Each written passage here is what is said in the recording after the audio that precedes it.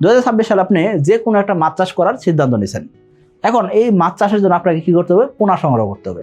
এখন পোনা আপনি সংগ্রহ করলেন যে কোনো একটা ভালো হ্যাচারি থেকে বা যে কোনো একটা কোম্পানি থেকে আপনি পোনা সংগ্রহ করলেন। সংগ্রহ করার পরে এই মাছগুলোকে কতক্ষণ পরে খাবার দিবেন, অর্থাৎ পোনা ছাড়ার কতক্ষণ পরে আপনি খাবার দিবেন।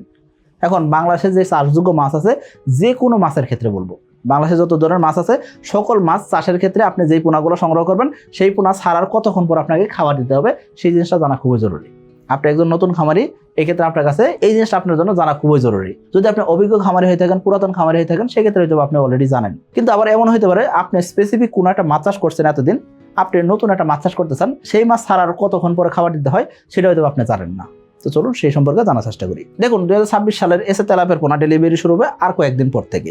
সো আপনি এসে তেলাপের পোনা সংগ্রহ করতে পারেন, অথবা আপনি অন্য কোনো মাছ চাষ করতে চান, সেই মাছ চাষের ক্ষেত্রেও আপনি এরকম করে পোনা সংগ্রহ করলেন। পোনাগুলোকে অক্সিজেন ব্যাগে করে পরিবহন করলে সবচেয়ে ভালো হয়। এতে করে পোনার মৃত্যু হার কম হয় এবং কি আপনি কি পরিমাণ পোনা অর্ডার করছেন সেই পরিমাণ পোনা পাইতেছেন কিনা সেটা হিসাব রাখতে পারবেন। অর্থাৎ আপনি টাকা দিয়ে পোনা কিনতেছেন, সেই টাকা দিয়ে আপনি সঠিক পরিমাণ পোনা পাইতেছেন কিনা সেটা আপনি যদি বুঝে নিতে চান, সেক্ষেত্রে আপনি এরকম অক্সিজেন ব্যাগে করে পোনা পরিবহন করে নেবেন এবং কি আপনার পোনার মৃত্যু হার অনেকটা কম হবে। 2026 সালের এসে তেলাপিয়া পোনার দাম নির্ধারণ করা হয়েছে প্রতি পিস 1 টাকা 45 পয়সা করে। তাহলে আর দেরি কেন?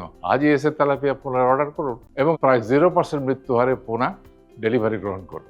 তবে আবার মাছের পোনা যদি বেশি বড় হয়ে যায় তখন কিন্তু আবার অক্সিজেন ব্যাগে পরিবহন করা যায় না। সো এই হিসাব করে আপনাকে পোনা ছাড়তে হবে। আশা করি বুঝতে পারছি। এখন আপনি পোনা মজুত করবেন, মজুত করার কতক্ষণ পর আপনি খাবার দিবেন। দেখুন বাংলাদেশে চাষযোগ্য যে মাছগুলো আছে সেগুলো কি কি? শিং, মাগুর, পাবদা, গুলশা, অর্থাৎ এগুলো হলো ক্যাটফিশ জাতীয় মাছ, তাই না? ভিয়েতনাম কই আছে, এটাও কিন্তু বিদেশি মাছ। ভিয়েতনাম শোল আছে, এটাও কিন্তু বিদেশি মাছ। অর্থাৎ বিদেশি মাছও কিন্তু আমরা চাষ করতেছি। আবার কার্প জাতীয় মাছের ভিতরে কিন্তু আমরা বিদেশি মাছ চাষ করতেছি, তাই না? তো এশিয়ান কার্প যেটা বলা হয়, যে অর্থাৎ সিলভার কার্প, এটাও কিন্তু বিদেশি মাছ, তাই না? এখন তার মানে বুঝতেছি চাষযোগ্য যে মাছগুলো আছে এই মাছগুলো পোনা সংগ্রহ করে আপনি চাষে যাবেন। মাছের প্রজাতিগুলোকে আমরা 3টা ক্যাটাগরিতে ভাগ করছি। 1 নম্বর ক্যাটাগরিতে কি আছে? ভিয়েতনাম কই আছে। ভিয়েতনাম কই কিন্তু ক্যাটফিশ জাতীয় মাছ না, তাই না? তো ভিয়েতনাম কই আবার কার্প জাতীয় মাছের ভিতরে পড়ে না। তো ভিয়েতনাম কইয়ের শরীরে আইস আছে এবং কি দ্রুত বর্ধনশীল একটা মাছ, বিদেশি একটা মাছ।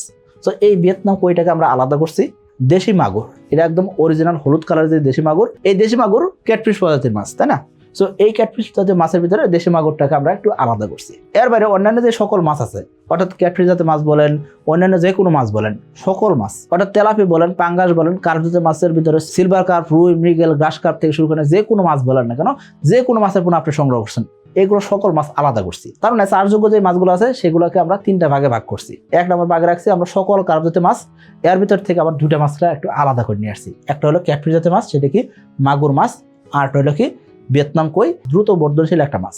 সো আমাদের দেশে এই মাছগুলো কিন্তু সচরাচর চাষ হয়ে থাকে। এখন এই ভিয়েতনাম কই এবং দেশি মাগুরটাকে একটু আলাদা কেন করছি? এর পিছনে কারণ হলো কি, এই 2টা মাছের পোনা যদি আপনি সংগ্রহ করেন, সংগ্রহ করার 1 থেকে 2 ঘন্টার ভিতরে এই মাছগুলোকে খাবার দিতে হবে।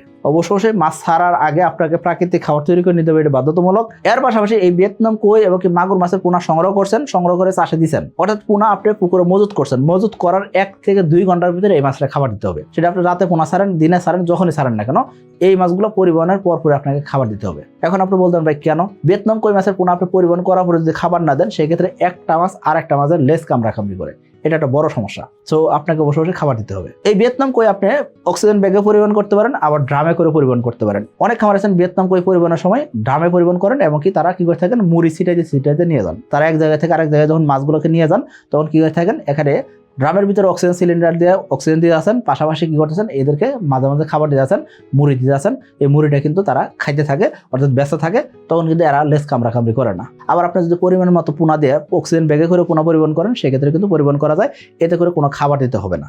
মার্চ এবং এপ্রিল মাসের মধ্যে এসে তেলাপিয়ার পোনা অর্ডার করলেই 2 জন সৌভাগ্যবান ব্যক্তি পাচ্ছেন পবিত্র উমরা হজ পালনের সুবর্ণ সুযোগ। আর লটারির লাইভ ড্র হবে 1 মে 2026। এখন আসেন দেশি মাগুরের কথা। দেশি মাগুর ছাড়ার 1 থেকে 2 ঘন্টার ভিতরে আপনাকে খাবার দিতে হবে। কারণ কি, দেশি মাগুর যদি দীর্ঘক্ষণ অভুক্ত থাকে, অর্থাৎ না খায় থাকে, এই ক্ষেত্রে দেখা যায় কি এরা পুকুর উপর দিকে এসে উল্টাপাল্টা সাঁতার কাটে এবং একটা সময় এই মাছগুলো দুর্বল হয়ে মারা যায়। তো এই জন্য দেশি মাগুর ছাড়ার পরে অবশ্যই আপনাকে খাবার দিতে হবে। এর বাইরে যত মাছ আছে, একদম বাংলাদেশে যত চাষযোগ্য মাছ আছে, সেই মাছের পোনা ছাড়ার 12 ঘন্টা পরে খাবার দিতে হবে। অর্থাৎ মাছের পোনা ছাড়ছেন তার 12 ঘন্টা আগে কোনো খাবার দেওয়া যাবে না, সেটা তেলাপিয়া হোক, পাঙ্গাস হোক, আর যে কোনো মাছ হোক। আশা করি বুঝতে পারছি। সকল ভালো থাকবেন, সুস্থ থাকবেন। আসসালামু আলাইকুম।